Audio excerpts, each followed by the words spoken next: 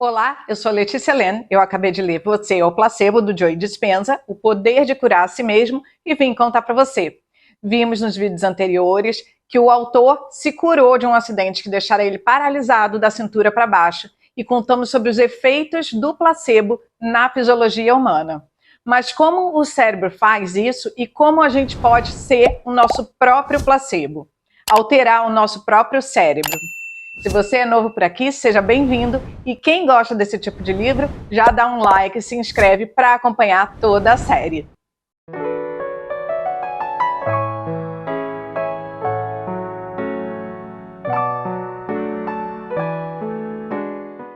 Todo pensamento gera uma escolha, que gera novos comportamentos que mudam a nossa realidade pessoal.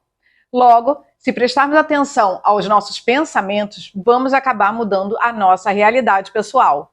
Mas como mudar os pensamentos se não controlamos eles o tempo todo? Pois é, o cérebro é como um programa que está acostumado a pensar no passado. Ele trabalha sempre trazendo memórias do passado para que a gente se afaste de perigos que ele já conhece e que a gente faça escolhas que vão nos proteger de correr riscos.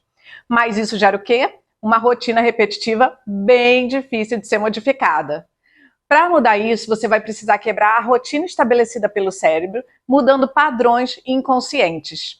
Então, você vai precisar conscientemente criar novos pensamentos que vão gerar novas emoções, que vão criar mais pensamentos novos e, logo, mais novas emoções, quebrando o ciclo de sempre. Então, por exemplo, quando uma pessoa fala em público pela primeira vez e se sentiu muito constrangido, suou frio, sentiu o corpo tremer, ela gravou essa condição no cérebro que associa que a pessoa sempre vai se sentir assim quando passar pela mesma situação. Aí é preciso que a mente gere novos pensamentos a respeito dessa situação para gerar novas emoções e novos padrões fisiológicos, ou seja, novos resultados, né? Uma nova realidade. Isso porque assim você vai ativar diferentes sequências e padrões neurais, que é a neuroplasticidade, a capacidade do cérebro de se adaptar e mudar quando expostos a novos pensamentos. Olha só, 2 grupos de idosos foram levados para um retiro de 5 dias, onde um grupo iria lembrar como era quando tinham 20 anos menos, ou seja, por volta dos 50, 60 anos, e o segundo grupo iria uma semana depois, mas eles iriam não apenas recordar, mas iriam fingir ter essa idade. Então o ambiente foi todo preparado com decoração, revistas, notícias, tudo da época, para eles se sentirem vivendo aquilo de novo. O resultado? Os 2 grupos apresentaram melhoras fisiológicas, mas os que vivenciaram o ambiente e agiram como pessoas mais jovens melhoraram a postura, as mãos estavam mais esticadas com melhora da artrite, a visão, a audição e a memória estavam mais aguçadas, além da cognição mental, que nesse grupo aumentou em 63%, enquanto o grupo que só recordou teve um aumento de 44%. Isso mostra como a mente deles produziu novas conexões neurais que geraram mudança no corpo. O que o Joe Dispenza explica? Que a maioria das pessoas acredita no determinismo, que é quando a gente herda uma tal predisposição genética e a gente nada pode fazer quanto a isso. Então, dessa forma, nós somos vítimas da nossa biologia. Ele diz que o que a gente precisa fazer é identificar se algum dos nossos 23.688 genes já se ativou ou não e se estamos fazendo algo para ativar ou desativar eles. Porque sim, eles podem ser ligados e desligados de acordo com os fatores internos do nosso corpo, como estados emocionais, biológicos, neurológicos, mentais, energéticos e até espirituais.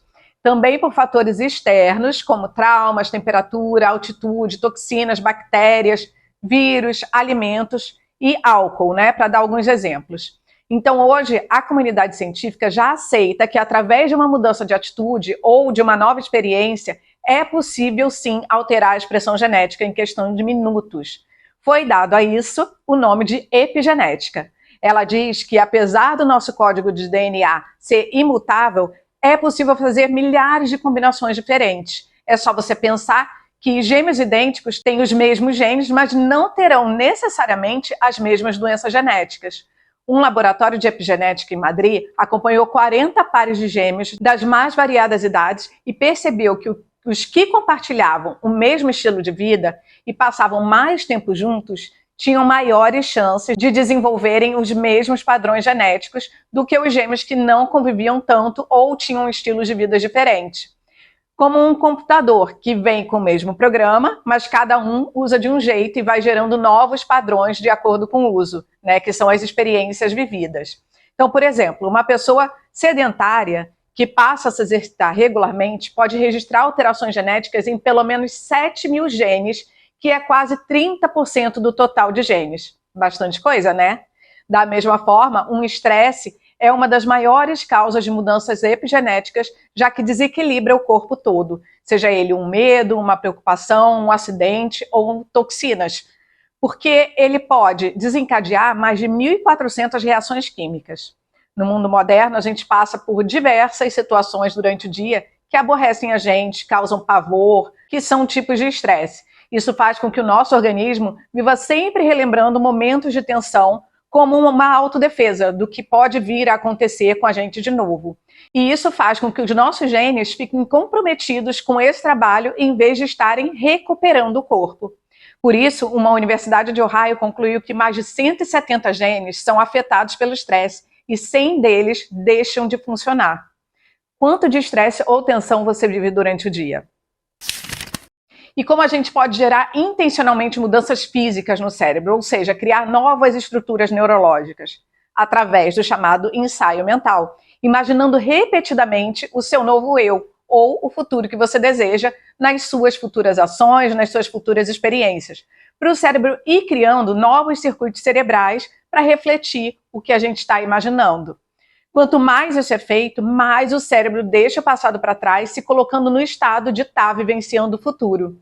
E é isso que os atletas de alto nível fazem. Eles são treinados a imaginarem passes ou o movimento perfeito de um jogo, até que eles realmente façam esse movimento perfeito na vida real. Um campeão de golfe escreveu um livro contando que ele nunca fez uma jogada, nem em treinos, sem formular a imagem perfeita na mente dele de forma bem clara.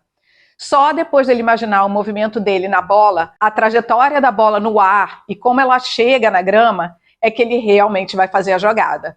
Você já deve ter reparado como jogadores de futebol, nadadores ou outros atletas, antes de uma jogada ou de entrar na piscina, por exemplo, ficam super focados, aguçando a mente, visualizando o movimento perfeito. Se nunca reparou, passa a observar como todo atleta de alto desempenho faz isso. Jim Carrey também já contou que ele criou uma afirmação em detalhes de como tudo daria certo para ele. E ele se tornaria uma pessoa super famosa. Inclusive, ele fez um cheque para ele mesmo de 10 milhões de dólares por serviços prestados como ator. Todo dia ele relia esse parágrafo, memorizando e visualizando ele como se fosse real.